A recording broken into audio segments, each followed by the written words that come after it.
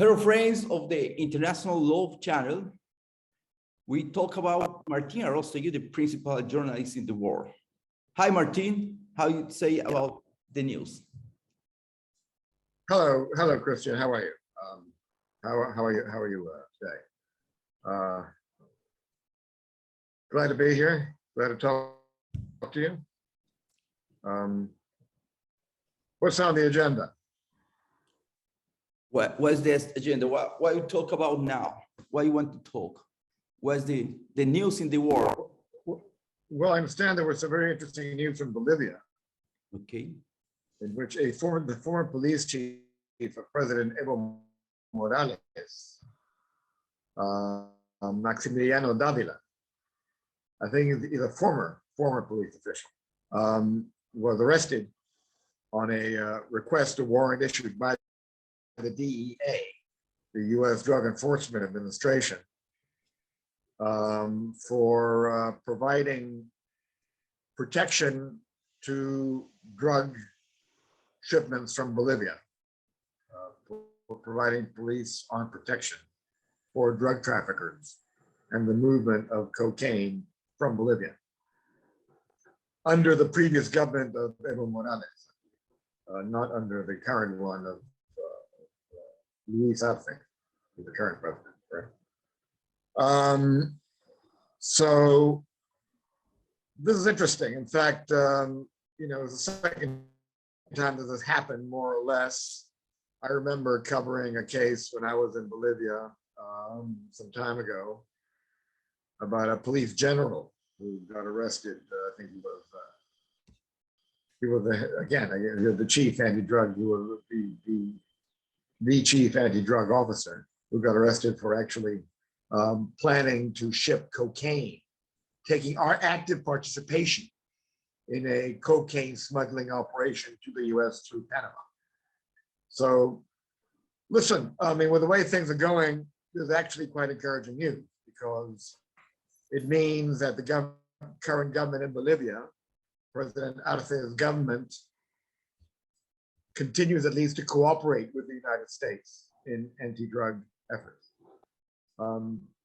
This cannot be said for other countries. I mean, Venezuela, for example, being involved in narco trafficking, or being an accused narco trafficker, seemed to have become almost something of a requirement to serve in the government. There was a case some years ago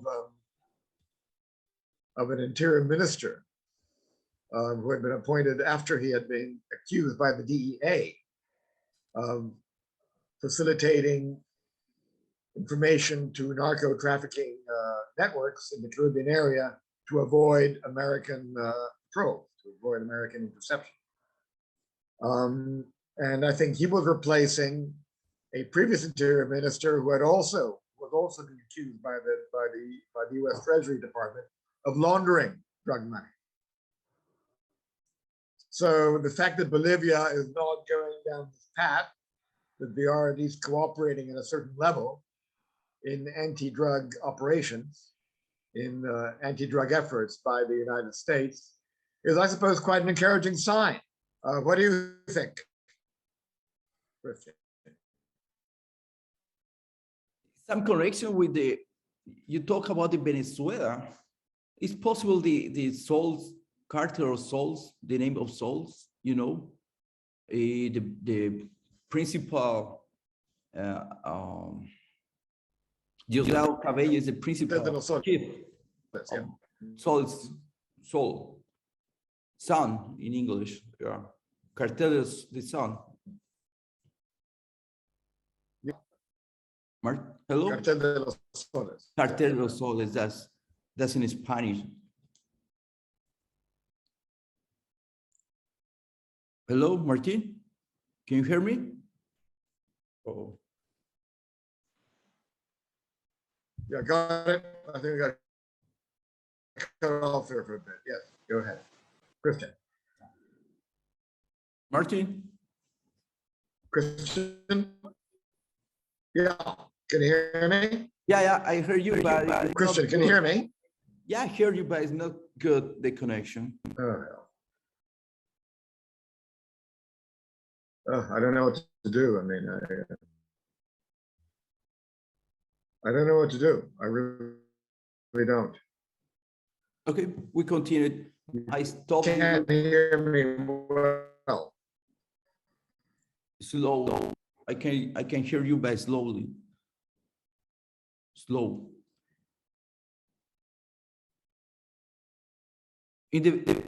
Okay, we continue. In the past, Bolivian former police René Sanabria was arrested in Santa Cruz. He's in the United States. He has a sentence of the crime drug traffic. Are you hearing me? Sanabria. Yes, I hear you. I hear you perfectly well. Yes, I know he's serving time in a federal prison. He's serving time in a federal prison in Florida. Yes, no, he was actively participating in a shipment in an actual smuggling operation of cocaine to Miami through Panama. I mean, he was actually they caught him red-handed. It was something of a sting operation. I believe. He had actually gone to Panama to receive the cargo or pay off or make some payments, and he was actually caught red-handed in Panama and arrested and taken to the United States. That was in Sanabria. This was some time ago. This was back in when I was there. So I think this is probably the next the most high-level police official caught for or arrested for drug trafficking since the time that they caught René Sanabria. Which, as I said, I mean, at least is indicative that Bolivia continues to cooperate with U.S. anti-drug efforts, unlike other countries in Latin America, where drug trafficking kingpins, people who've been accused of drug trafficking, actually hold key positions in some governments, like Venezuela. So I'd say this is good news, Chris. That's very, very interesting. The connection to Venezuela connection now. We could talk about the next Maximiliano Davila, who is the involved now in Bolivia, and Omar Rojas, who have charged in Colombia. He extradited to United States. You hear me, or is not good? I hear you fine. I hear you okay. Okay. Yeah. What do you think about the Larry Martin about in this case in the financing campaign? You talk about the financing campaign of Venezuela and Bolivia. Is possible connection with the Sol Carteros de los Soles? You talk about that? Well, I don't know if this is actually connected with the Cartel de los Soles. I don't know if Maximiliano Davila is connected with the Cartel de los Soles, or if this guy that they just, Omar Rojas, that they just caught in Colombia. I don't have any specific information on that. But I would understand that a lot of Bolivia's cocaine production very likely goes to Venezuela, from where it is transferred on to Mexico for eventual shipment to the US. I would expect that to be the route, or it has certainly has been the route in some traffic. I don't know if Maximiliano Davila specifically was connected with the Venezuelan route to the Cartel de los Soles, which, as we all know, generals by high military officials of the Maduro government, of the Maduro regime, and which is probably moving the largest volume of cocaine to the US at the current time. A lot of it comes from Colombia. It is the main route probably today for Colombian cocaine, through the FARC and ELN networks, which continue to smuggle out of control into Venezuela. And I imagine that quite a bit also probably comes from Bolivia. I don't know if this is the case specifically with Maximiliano Davila, but I'd expect that's probably the safest way of right now of probably getting cocaine out of Bolivia to US markets, probably through Venezuela.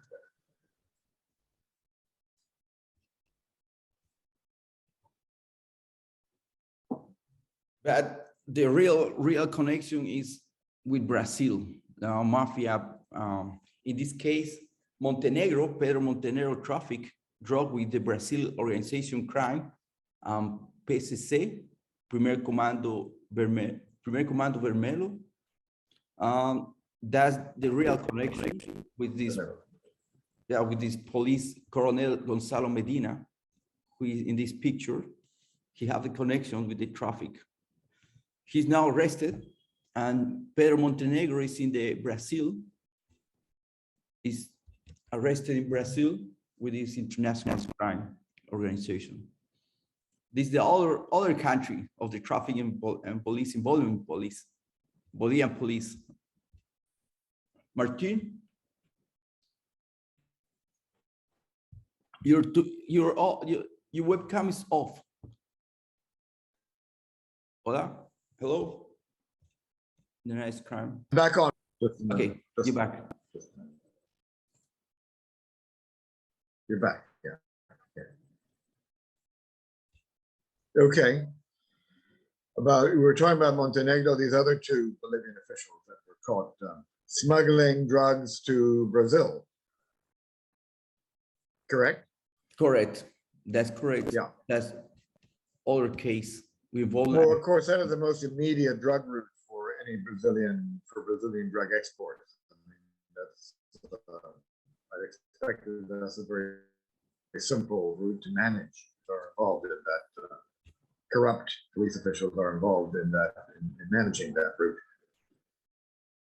This is hardly surprising in view of the the volume being produced in Bolivia today, which is much larger than at any other time.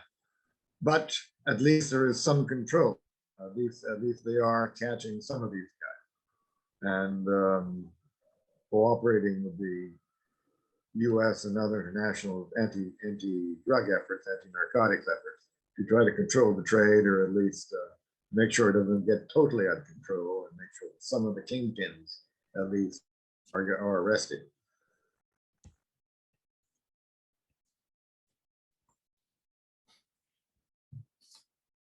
What you know about the international crime, the Brazilian organization with the Solis? Is some connection have PCC and the other crime Brazilian organization?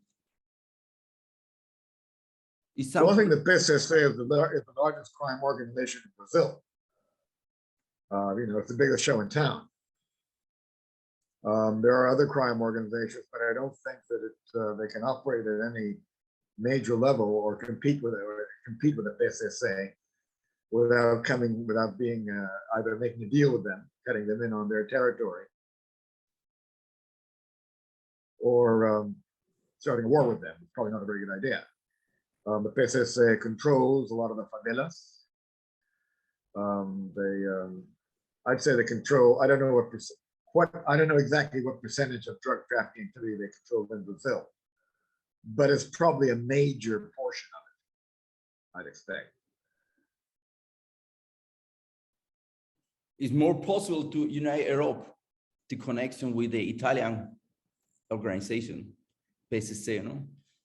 That's the real action to work the PCC with the Italian mafia, Dragheta and Casa Nostra, trafficking drug. Well, I mean, the amount of drugs coming into Europe is massive. In fact, it's being routed through Africa, a lot of it. In Spain, the port of Algeciras, which is the main port in the serving the stretch of Gibraltar, they just caught a massive amount. It was something like tons and tons of cocaine were being unloaded in Algeciras, in the port of Algeciras. Cocaine only comes from one area. It only grows in one place, in South America, in either Bolivia, Peru, or Colombia. And so the route would be that it would have to move to Africa, and from there on to Spain. Cabo Verde, I think so. Cabo Verde, moved to Cabo Verde, and Morocco, Senegal.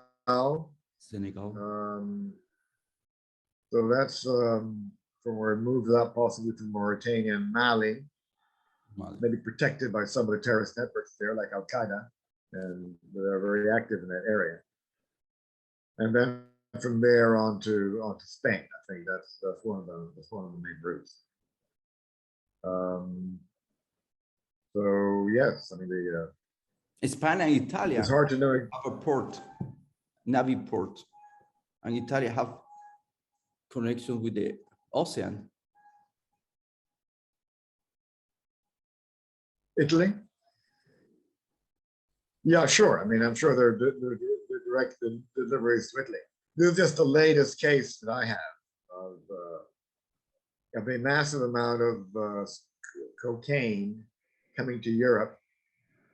It was something like 10 tons that were intercepted in the port of Algeciras in Spain this week. And what's interesting is that it came via Africa. It came via Africa. So Africa is increasingly becoming a springboard, a jumping off point for Colombian or South American cocaine destined for Europe.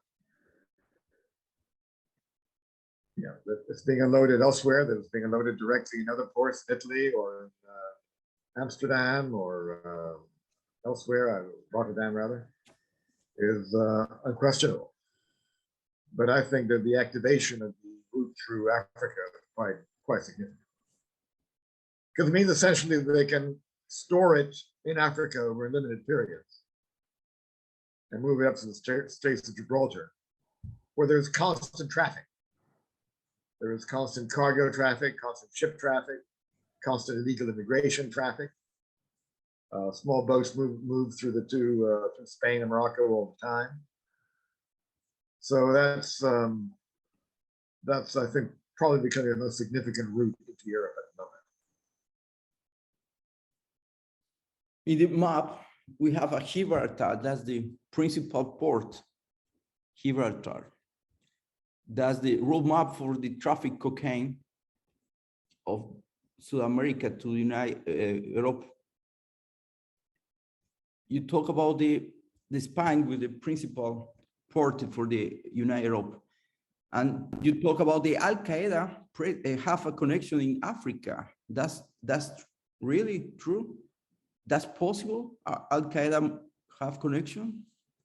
Oh heavens! I mean, they're very in the Sahel region, which is below Morocco. They have a very large presence in Mali, and in Mauritania.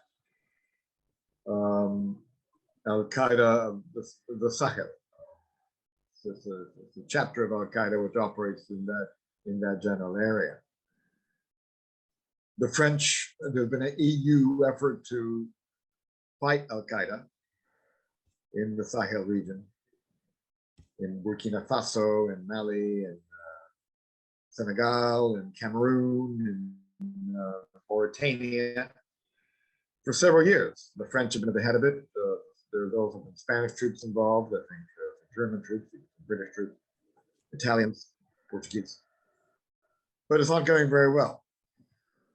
As I understand it, France's plans to pull out. They're pulling out they're beginning to pull out of Mali, where the main fighting is taking place.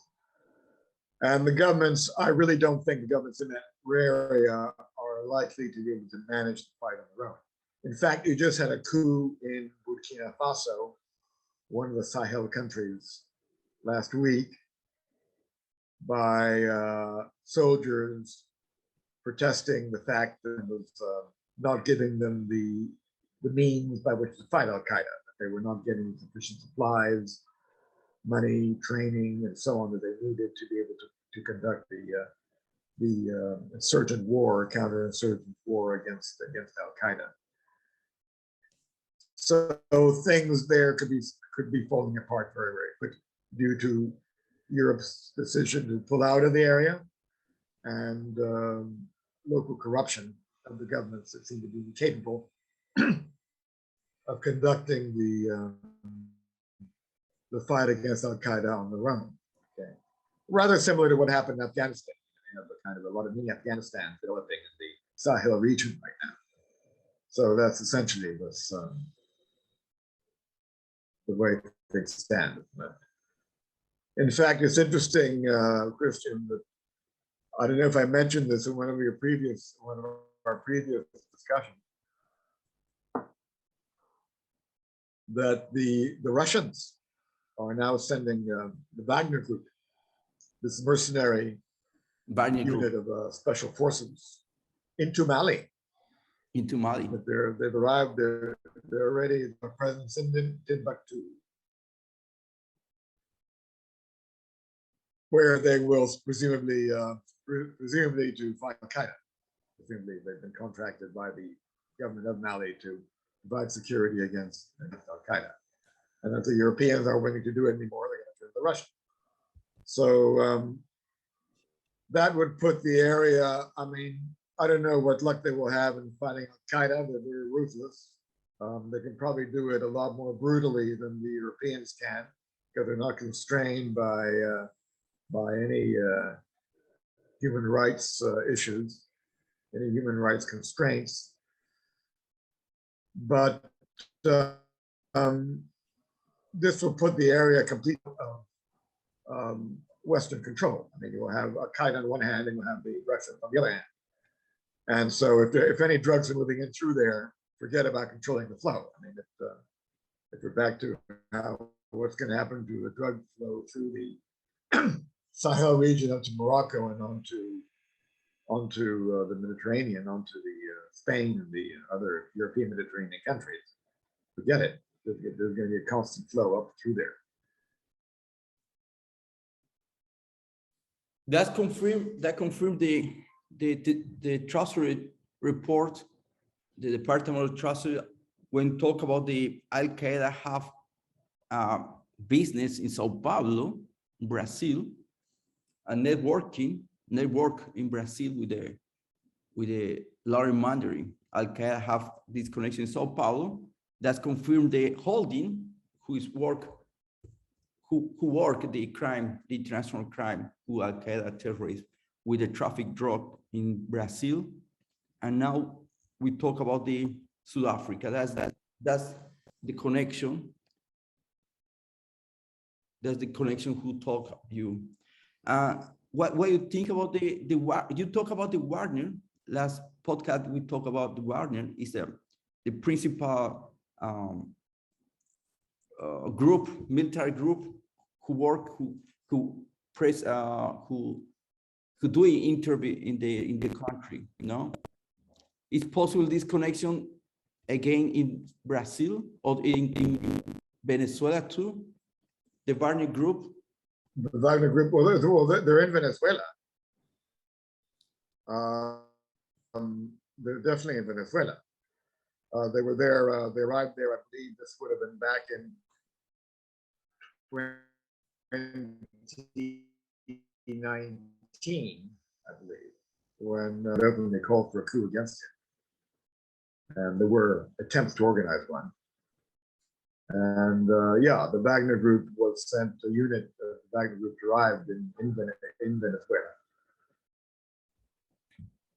For purposes possibly providing security for Russian officials there, possibly beefing up Maduro's own security, and also probably providing security for beefing up security for Russian economic activities in the area, their oil operations and gold mines. The Russians have important gold mines or are exploiting gold mines in the eastern regions of Venezuela, bordering Guyana. So they may have had various tasks formed there. But yeah, the Wagner Group is definitely imminent. But I don't know if they're in any other Latin American country. But in Venezuela, the unit is quite active, yeah. The support, Maduro support Wagner Group. The Russian base in Venezuela too. Well, it's more like the Wagner Group supports Maduro. They're always involved in the security apparatus. But again, I think it's probably mainly geared towards beefing up security for the Russian activities in the area. Their oil facilities and their gold mines.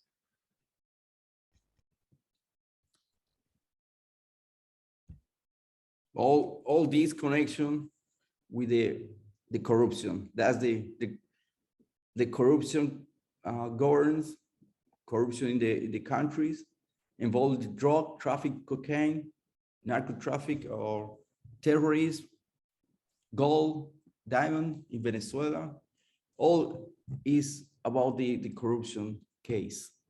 It's terrible. It's terrible. Yeah, basically you've got a situation, Christian, which you've got now Russia as well as China, the two biggest powers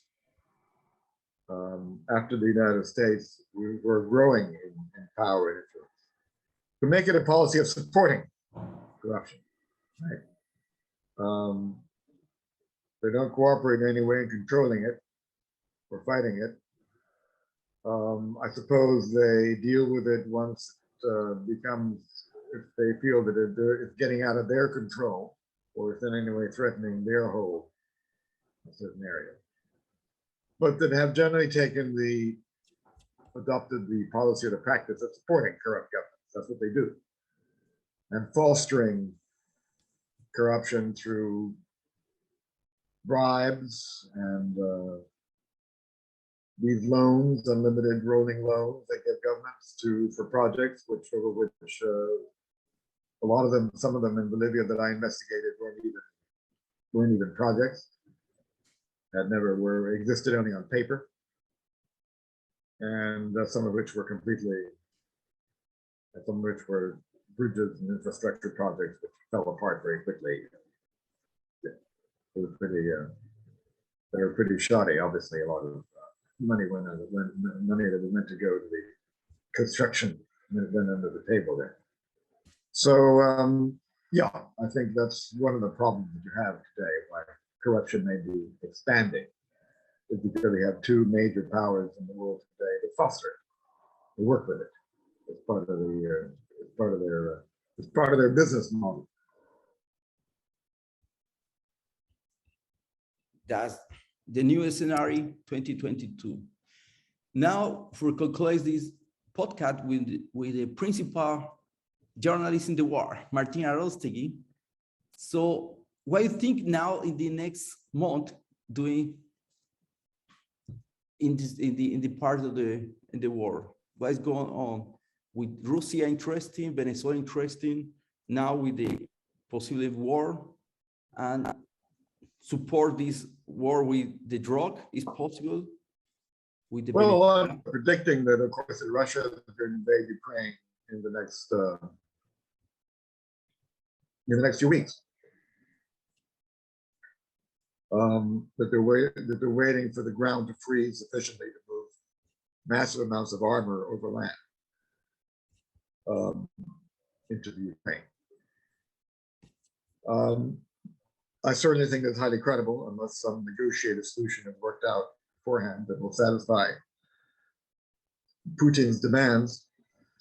As I say, I think the primary move will be on eastern Ukraine, on the Donbass region, to consolidate control of the Donbass, Russian control of the Donbass, supports the creation of the recognition of a separate government in eastern Ukraine, controlled by pro-Russian separatists, and which will give Russia a direct land connection to the Crimea, which it occupied in 2015, with a strategic location for Russia, a strategic position for Russia, controlling the Black Sea with the historic port of Sevastopol, where Russia bases its Black Sea fleet, which is essential to project to the Mediterranean and towards Southern Europe.